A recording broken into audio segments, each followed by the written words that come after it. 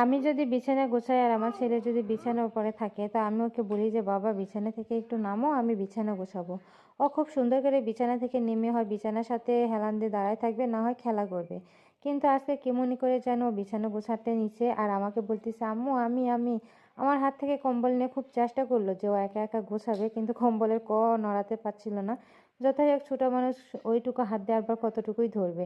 কিন্তু ওর এই যে ছোট ছোট কাজ করাগুলো দেখে বা কাজের উৎসাহ দেখে আমার বেশ ভালো লাগে। ও ছোট মানুষ, যেটাই দেখে সেটা করার চেষ্টা করে। এখন তো ওর শিখার বয়স, কিন্তু ও যে বিছানা গোছাতে নিবে এটা আমি ভাবতেও পারিনি। ওর এই কাজগুলা করার উৎসাহ দেখে আমি খুব খুশি। তো যাই হোক, তোমরা সবাই আমার ছেলের জন্য দোয়া করো, ও যেন মানুষের মতো মানুষ হতে পারে। আমার সাথে ধরে ধরে কম্বল দুইটাই গুছাই নিল। এখনো কম্বল রেখে আসবে বলে ও আমাকে বলতেছে আম্মু আমি অত গুছিয়ে কথা বলতে পারে না, কিন্তু ওর আধো আধো কথা বলাগুলো শুনতেও আমার বেশ ভালো লাগে।